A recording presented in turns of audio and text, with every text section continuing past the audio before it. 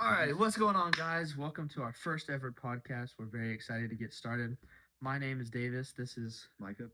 and together we are the Theological Knuckleheads. So, as we begin, we kind of want to introduce ourselves. So, I Yeah. guess you can go first. So we're gonna start off with our testimonies and then a little bit about what this channel is gonna be about. So I guess I'll go first. My testimony is pretty simple. Um, both of us, I feel like, both grew up as Christian families, and me particularly, my father was a pastor in our church, and of course, growing up, I always known all the answers about Christianity and what it meant to be like a Christian. I could tell you anything you wanted to know even from a young age. But it wasn't until me and my brother started asking some questions, and we realized, there was more than just being a good person to life. And I was in second grade at the time, and we gone to summer camp that summer and came back, and I realized that I was a sinner and I was in need of a savior. And so me and my brother Josh, we started asking a ton of questions to our dad, and I think he felt a little bit overwhelmed by it at first, but he answered them really well, and we both came to the realization that we were perfect and that we both needed Jesus. And so we both prayed to accept Christ one night. It was August 17th. I believe it was 2014. And then we were closely followed. We were baptized, and I think then and there that was the point, I would say, my justification where I accepted Christ into my heart and where I became a Christian. But in the years after that, I learned so much more about what salvation was and what it truly meant. And so growing up, you have struggles with friends, and especially in middle school and stuff like that. I realized that my hope was in the Lord. I really relied on Proverbs 17:17. Friend loves at all times, and brothers born for times of adversity. And I grew in my faith not only as just an individual, but with the people around me. I understood that community was a big part of that, and so my youth group was huge to me growing up, and it still is, even at the church we are now. And movement of churches, and seeing people moving in and out of my community, I've been able to see God help me to foster them and to really take on a leadership role in my area. Pretty cool. So, as Micah said, I kind of grew up in a Christian home. My dad was not a pastor, although that's pretty cool. You had that experience. My parents, they worked normal jobs. I accepted Christ at a young age. I had growing up inside the church, learning more about Jesus, going to VBSs and Bible studies, and I was always around it. Was a royal ambassador, RAs. Yeah, I did all honor. Oh yeah. Okay, all of stuff. the things. And one night I couldn't go to sleep, and it was something the pastor had said. The youth pastor was speaking, just like a fun chance for him to speak in front of the church, and I couldn't get the idea of not being a Christian out of my head. Like I would go to church, and sometimes it felt like I was checking all the boxes, but like there was just something missing, and I was up very late, and for some reason my parents were as well, and I went into the living room where they were, and it was about at midnight, and I was like, guys, I want to accept Christ into my heart, and so I think it was May 12th of 2013, I accepted Christ into my heart, and since that moment, my life has been completely different. It's completely changed. The way I view things, the way I act, the way I view others. I used to be a people pleaser, and I would go to any extent to please them. And now I've kind of figured out you don't have to base your identity on what others think of you. And so as I've grown, God's given me phenomenal opportunities and phenomenal friends like Micah here. We met in eighth grade, fighting over a football fight of whose team was better.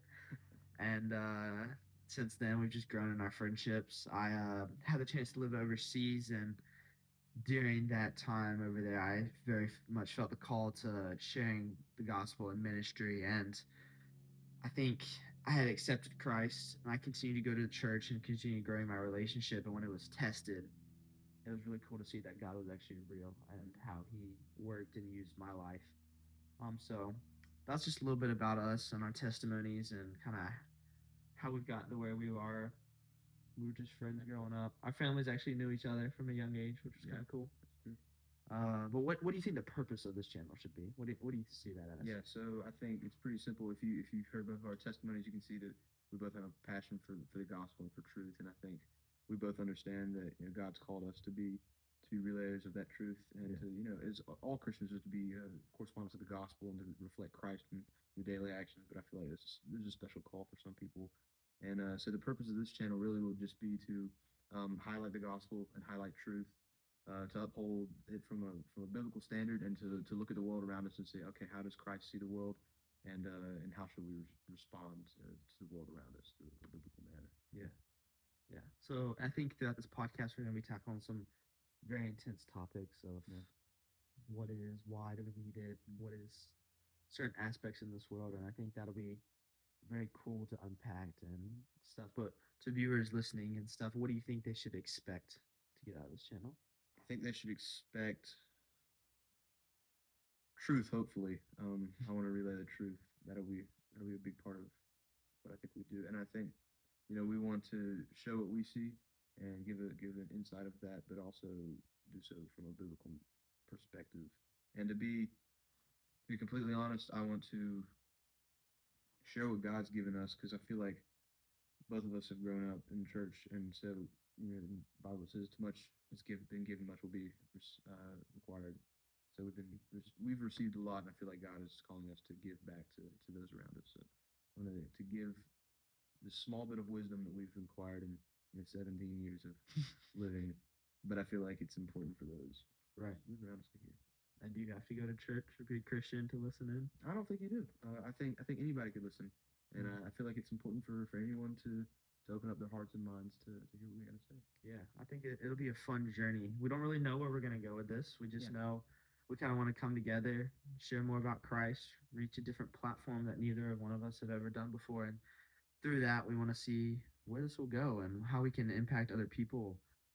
You don't have to be a Christian or a Christ follower, as Micah said, that to listen to us. We love for this to be interactive.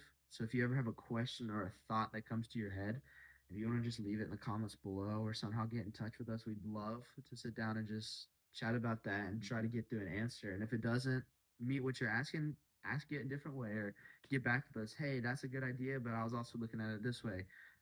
We love to pick each other's brains a lot of different theological questions. I mean, it's kind of weird. Our conversations can be very shallow, talking about the most random who's better, ACC or SEC. And then all of a sudden we just dive deep in theology, and we were like, you know what, we have a knack for doing that. So let's get that started. So we were very excited to come up with this. We hope that as we progress, that we become better at talking, kind of portraying our views.